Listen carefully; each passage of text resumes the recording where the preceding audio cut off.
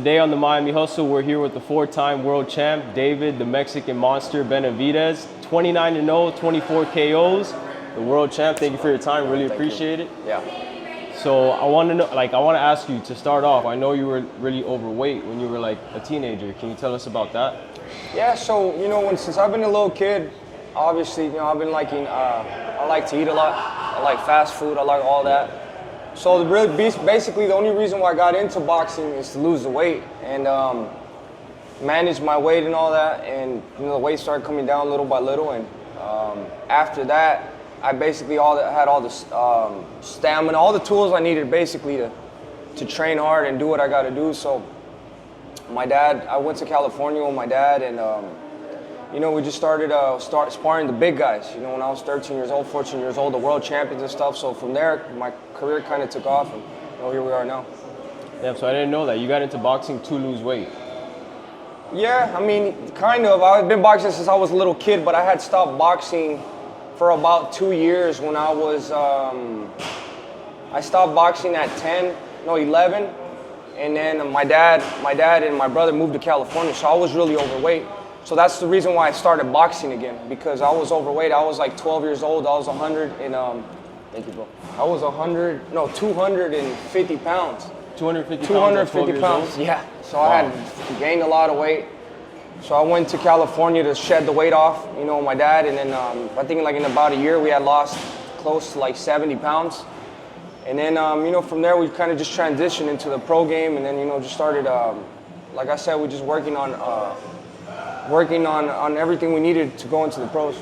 Yeah, that's amazing. I could only imagine as a kid being 260 pounds, that's tough. I want to know, what made you have that switch in you that made you want to just be like, I want to start losing weight, I want to get active, and I want to get into this. Yeah, so I can tell you exactly what switched me to that mode, because I was in 7th grade and I was going to school for a while, and I remember looking into the mirror probably the halfway of the semester in 7th grade, and I'm like, damn, bro, I don't even recognize myself no more. My face had went from skinny to really big like this.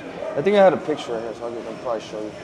So I didn't recognize myself, and yeah, it's right here. I had actually met Dana White that year. Wow. I don't know if you guys can see that. I'll put that up there for sure.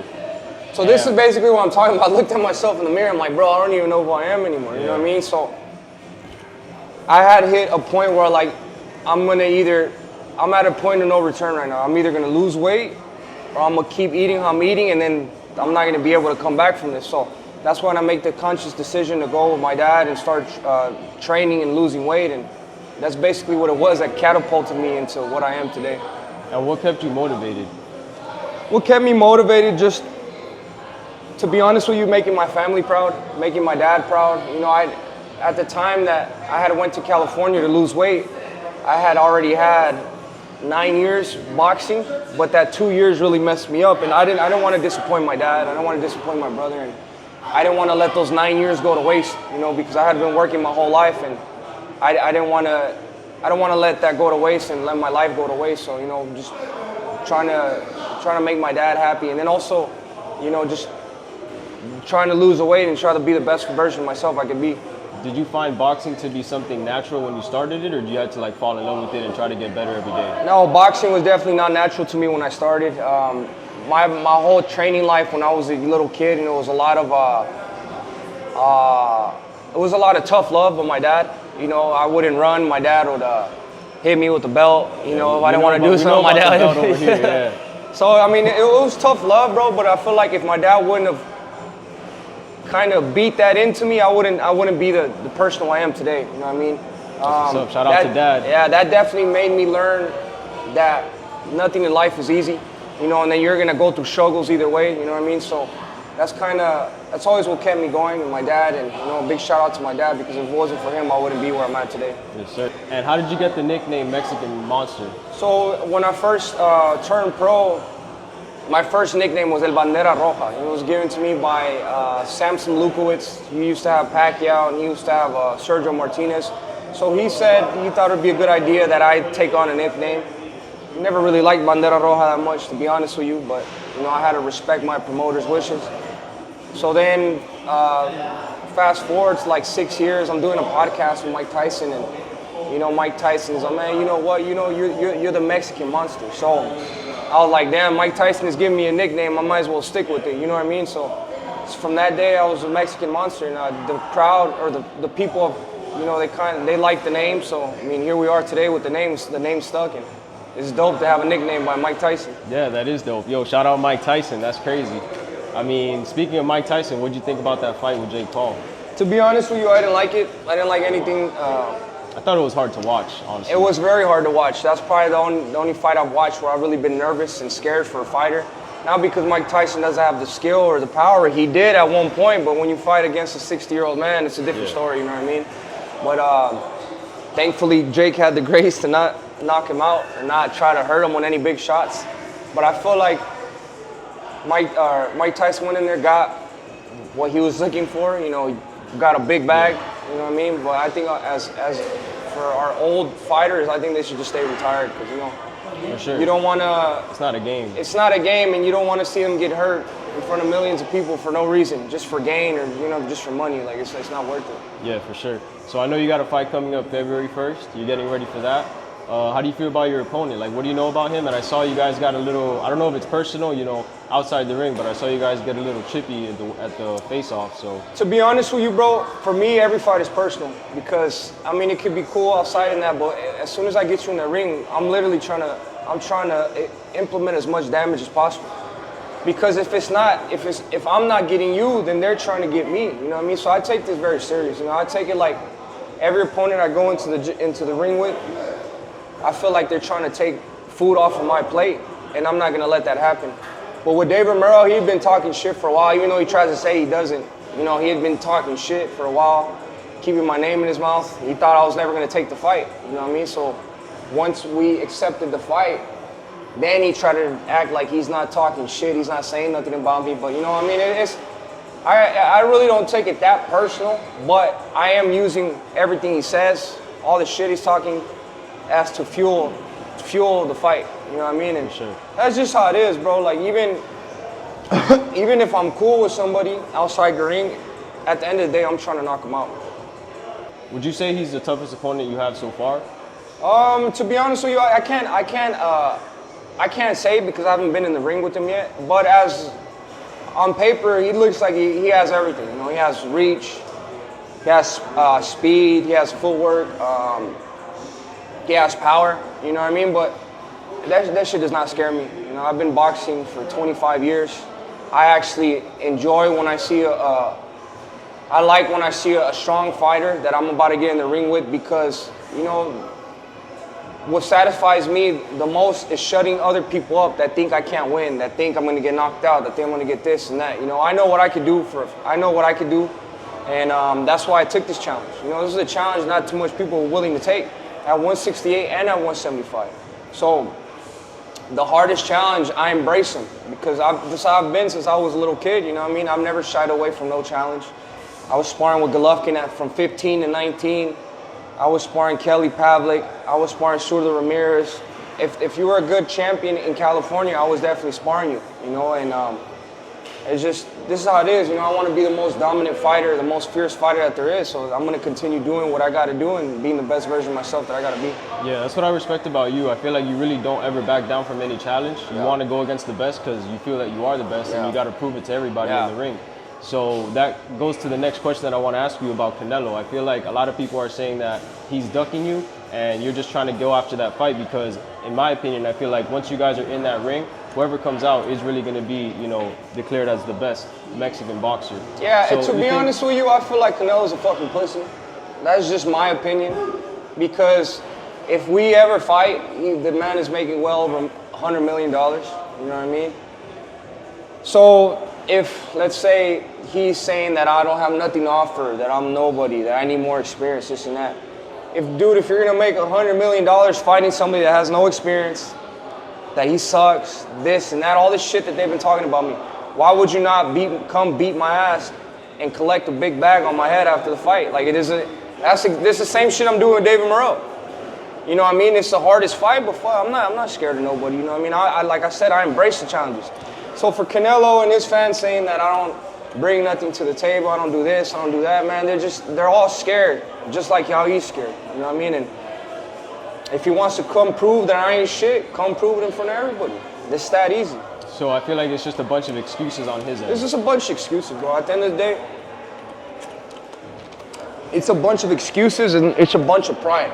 Because after I beat him, you know, it's like legacy. What they don't like is that I'm Mexican, that I'm also Mexican, and I'm here in the United States. I feel like it's pride between him that he wants to be the only Mexican on the top. You know what I mean? So I feel like that's what it is. But at the end of the day, I'm not going nowhere. I'm going to keep winning the fights I got to win. So if he's still here 5 years from now, 3 years from now, he's still at the top, it's going to be, our fight is going to be inevitable because that's the only fight that people want to see.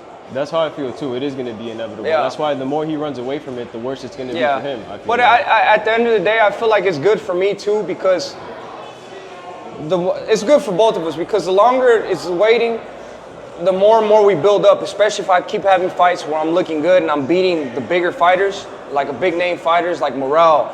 After this fight, it's going to be the winner of Artur Beterbiev and Bivol. So, I mean, I just keep winning fights. I just got to keep doing what I'm doing, winning fights, and then in the process, I'm gaining a lot of experience too. This is my fourth pay-per-view fight. You know what I mean? Canelo had the chance to fight me before I even had any pay-per-views. So that one right there would have been a big advantage on him too, you know, for him to have over me. But I'm getting more and more comfortable. You know, I turn 28 next week, so I'm about to get into my prime. Yo, happy early birthday. Yeah, bro. thank you. And I just been working hard, bro. Yeah. I think these past 2 years, I've been more locked in than I've ever been, and I'm falling even more in love with the sport because at the end of the day, bro, I love the sport more than anything. I watch hours of boxing. I train hours every single day. Fuck, I've already been training for 3 months and we still got 2 months left. You know what I mean? It's not because nobody tells me, but because I love to train. You know what I mean? It's just not a job to me. So I'm just going to keep getting better and better, getting more sharp. And yeah, when that fight happens, bro, I will be the one that leaves that ring with all those belts. Yo, I think Canelo has to make that happen ASAP because you're only going to get better. And like you said, you're entering your prime. So the more he waits, the better you're going to get. Like each fight that you have, you're only getting better. Yeah. So, bro, I mean, I don't know. I would love to see that fight, but I think it has to happen ASAP, at least on his end. Like, he's slacking if he makes it wait. Like you said, 5 years. If he waits 5 years, he's fucked. And his biggest chance, I would say, is the sooner the better, bro. Because again, you're only getting better. Also, the reason why I know that, there's no doubt in my head that I'll beat him. And the reason why that is because when I was fucking, 15 to 19, I was sparring Golovkin. I was his main sparring partner. My sparring sessions with Golovkin, they're legendary. They're in Big Bear. And I was the best sparring Golovkin has ever had, and he'll tell you that too. So, watching the fight with Canelo and Golovkin, man, I had more success in those sparring sessions than Canelo. Obviously, it's a sparring session. But I was young, bro. I was 19 years old. And for me to be able to go up against a great fighter like that, against Golovkin, and me having so much success, that's how I know that nobody can beat me. You know what I mean? Because I have, bro, even just in the sparring sessions, I have so much experience because I've been up against the best. All the fights, I've been professional. This is my 11th year going professional. And I'm just getting hungrier and hungrier by the day. And I'm just, like I said, I'm really becoming one with myself, mentally, physically, and spiritually. And I feel like I can't be stopped by nobody. That's what's up. And shout out to Miami, of course. You already know this is the Miami Hustle. I want to ask you, you started training out in the West Coast. What brought you here to the East Coast, and what does Miami mean to you? So I started, the thing about me, bro, is I've been moving around a lot since I was a little kid. I started training in Phoenix, Arizona, but then we went to California. We went to North Hollywood, and then we went to Long Beach, and then we went to Oregon, then I went to Vegas, then I went to Seattle, and now I'm over here. But it's just like right now, I'm very grateful because I get to travel the world, and I get to move to a lot of cities in the U.S. just off my talent. So I'm just taking advantage and seeing as much places as I can. You know, I came out here this year because I have my cousin here, and you know, as a family member I had over here. And Miami's always been, you know, a beautiful place that all the people, when you start making a little bit of money, you want to come over here. And when I got over here, bro, it's just such a beautiful city, and the thing I like about Miami is that everybody is on their grind. Everybody is trying to make something happen to themselves. And I'm a type of person where I feel the energy from a person, from a city, wherever. And this place has been the place where I feel the most energy out of people, you know. A lot of people are, you know, energetic and trying to do the most for them and their family, and that's really motivating to me.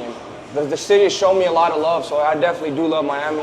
It's my home now, and I'm definitely gonna be here for a while. Yeah, bro, you couldn't have said it any better. That's why I love Miami too. I feel like everybody here is trying to make moves always because, bro, a lot of times, like, it's from immigrant parents that come here, so their kids, all they want to do is make moves for their parents, and they're in a city where, you know, we're free here.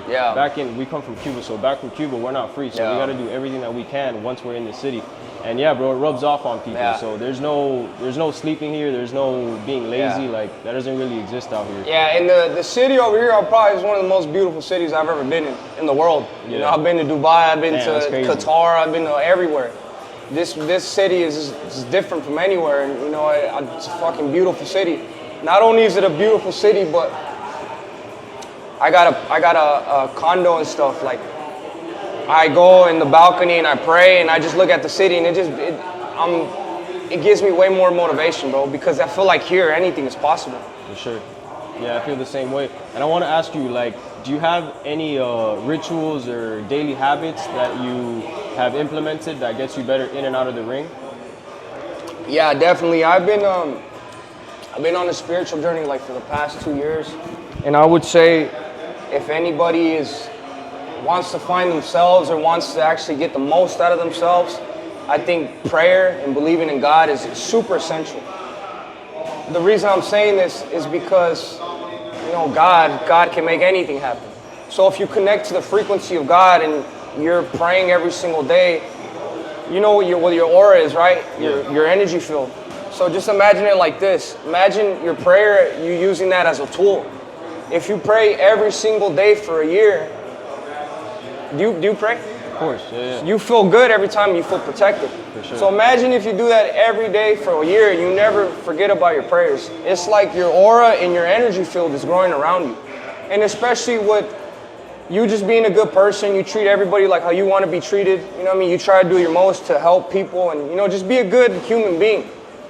I feel like for me, it's helped me a lot because there's been times, bro, where, you know, back then where I didn't really have money, I didn't have any money. I was paying all my training camps and all this and that. And, you know, sometimes expensive bills don't stop for nobody. And I remember this one time specifically. You know, I've always been a good person. I'm trying to help my people out as much as I can. And I have $5,000 left for the month. My rent was $7,000. And I still need to pay my sparring partner. I need to finish the camp. So I was like, man, God, please, man, let me get a sponsor or something for $15,000 because I don't want to ask my dad. I don't want to ask nobody, you know what I mean? Like, but just please, just like I get held down for a month. I said that because I was in at the time, it's really I really needed help, but I didn't really want to ask nobody, you know what I mean? The next day I get somebody hitting me up from Instagram. It's like, hey, bro, we'd like to sponsor you. How much is it for a patch? I told him 15. It's like, all right, give me your bank account. Damn. We'll send it the next day. That's amazing. And bro, it's just, that's one of many things that's happened to me. But because, like I said, if you do good, if you do right by you, your family, you don't do nothing bad to nobody, plus you're praying, your God is going to hear you. That's karma, yeah. Yeah, and you're going to get whatever you put into the world. If you put good or bad karma, it's going to come back to you. Yeah. So that's kind of what's helped me, it's really helped me a lot. Prayer is really essential for me every day. You know, I do once in the morning, once at night. Meditation. Also, meditation is something really that I use a lot because at the end of the day, bro, sometimes, I don't know if you guys, like you're going through Instagram all day, you're just seeing shit. You get off your phone and now you got all these thoughts floating in your head. That's your subconscious mind. Yeah, that's the most important thing. You know, imagine if you're watching, I don't know, like, I'm gonna use this as an example because I had kind of seen it too. I went through a moment of my life where I was just having like a lot of bad thoughts, bro. I'm like, what the fuck, bro? Like, why am I having all these bad thoughts? Little did I realize it was the music I was listening to because us young boys, we like trap music, we like all that bullshit, you know? But if you really listen to the lyrics, they're negative. Yeah, super negative. So if you're listening to that type of stuff every single day, your mind becomes into like a thought loop where you're just thinking of stupid stuff. For sure. So the way you go from clearing that is meditation. I also like something else called, let me show you. To go off of that, I would recommend reading. Like reading books is very powerful too, because if you take 30 minutes a day to read good, solid knowledge, that is better than, you know, the music that you listen to or the endless scrolling that you do. So I also too, there's some other things called hemisync, where they play 2 different frequencies and then oh, you know about the 432 frequency? Yeah, 432, all that stuff. So I like that. Yeah. You know, and it's just really little stuff, but it really helps me stay concentrated, helps me stay focused, and it helps me make the better decisions at the end of the day. Yeah. You know what I mean? What I mean by that, I'm gonna go back to like my bad habits of eating. Sometimes I'll finish a sparring session and be like, damn, I'm hungry. What do I get? Do I go for a burger or do I stay on my diet? So, I mean, this is just a small example, but the type of stuff I'm doing always leads me to the better decisions, you know what I mean? Yeah. And that's how you change your life, one good decision at a time. For sure. You know what I mean? I mean, we're creatures of habits. Yeah. So you got to be focused on like what you're really doing every day, because that's what's building your year, basically, your months and your years. I mean, yeah, shout out to the power of prayer. Prayer is very important, because a lot of times, like, people may not pray every day, but they end up praying when shit hits the fan. Yeah. Kind of like how you said, like, yo, I needed this money, and I'm like, fuck, I don't know what to do, so let me go to God. Yeah. But, I mean, that's cool, too. Like, he will show himself when he can, but what's more important is being there every day, you know, letting him know and thanking him. So that's the thing about it too. You need to show gratitude every single day, even when it's a bad day. That's what I've learned now. Even in my bad days, I still thank God for everything, all the knowledge and all the lessons that he's blessed me with. Because at the end of the day, bro, this is an experience from God. And it's really however you want to take it. We're all in the same place. Either you want to be bad or you want to be good. You know, sometimes we all go through the same shit. I mean, I have all the stuff that I bought that I work for today, but back then, bro, I didn't have anything. You know, I was behind everybody because of my weight, everything. So I didn't really come in with no advantages, none of that. You know, but I stayed true to my character. I stayed being a good person and trying to be the best version of myself for me, my friends, and my family. That really helped me a lot. And like for all the people listening too, you know, one good deed a day change life, you know what I mean? The more good karma you put out there, the more good karma comes back to you. Yes, sir. Yo, I mean, your story is amazing because, again, like we talked about in the beginning, you weren't somebody that was just born into this, naturally talented, naturally gifted. You really had to get it, like, out of the mud. You were overweight. You were already at a disadvantage from everybody else that was trying to be great around you. So I respect you for your story and everything you've done. I respect your time, and thank you so much for being on this podcast. Let me tell you something else real quick. Also, what I wanted to tell some people that are watching also is the power of the mind. When you want to accomplish a dream, you gotta understand that there's a time period frame of 5 to 10 years where you're gonna be working, and nothing comes back. But you still gotta remain positive in your head. You gotta see your dream all the way through. After you show God that you're working hard, that you're dedicated, you will get blessed. You will get blessed. I mean, bro, I remember there was times before I even got signed, I was 10-0 with 9 knockouts, and I was doing everything. I was working hard. I'm like, man, nobody wants to sign me, bro. Like, I had no top rank, no DAZN. No, I don't even think the zone was back on that time back then. But that's crazy because 10-0, 9 knockouts, that's solid. I wasn't getting, and it kind of messed with my head. I'm like, it kind of put me at a place where, like, do I keep going, or people really don't seem to be interested in me, any of the promotion companies. But I say, you know what, bro, I'm gonna just see my way through. I'm gonna just keep working my ass off, and if I make it, great. If I don't, fuck it, at least I tried. Yeah. You know what I mean? So if you want to manifest your dream, even in the hard moments, you can't give up. In the hard moments where you see that nothing's happening, you even gotta work harder. And that way, like I said, you have to make your own dreams manifest by putting in the work and seeing it all the way through 100%. Did you ever have a mentor growing up, or who put you onto these type of thoughts? Because I feel like that's very key, but a lot of people may not know that. Yeah, well, to be honest, you have to go through it. Yeah, you have to go. Yeah, that's true. And then since I've been through so much shit, bro, I kind of like, I like to listen to esoteric knowledge, like ancient knowledge on YouTube and stuff. Like I fall deep in the rabbit hole, and it kind of now it's really brought everything together. So now I know everything I say is, it's right. But sometimes the best teacher is you just going through shit. Sometimes even when the bad stuff happens to you, that's when you get the most knowledge, and you become more at peace with yourself. You know what I mean? So it's just a lot of things happening. And I feel like with my story, I've been suspended for drugs. I've been fucking lost my belt from weight. I basically beat myself. Nobody's beat me, but I've beat myself.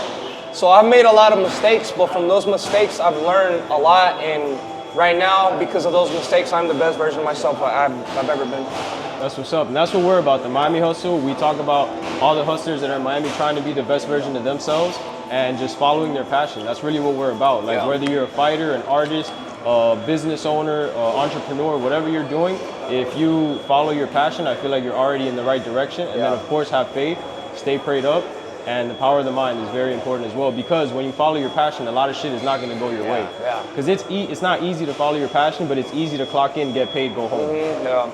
But the Miami Hustle, that's what it's about. And it's about you got to pay your bills, but then you also got to grind in those hours that it's either go out with my friends or sacrifice. A lot of sacrifice. And also the thing is too, I suggest people, I'd rather 100 times be miserable doing something I love than being miserable and doing something I hate. That's facts. And I feel like that's good for the soul, it's good for longevity, you know what I mean? And at the end of the day, you always got to do what you love, you know what I mean? Because if you do something else and you're not in love with what you do, and you're gonna end up being, you're not gonna be in a good mood, bro. You're gonna be miserable. So always, if you have a chance to follow your dreams, I suggest everybody, that's what we're here for, to make our dreams come true. Yes, sir. And I would say love is more powerful than money. Yeah. So money may look nice, it may feel nice at the moment, but love is always the answer. And if you follow, again, your passion, your heart, God has a plan for you. So just keep praying and ask for guidance, I feel like. And then just keep going.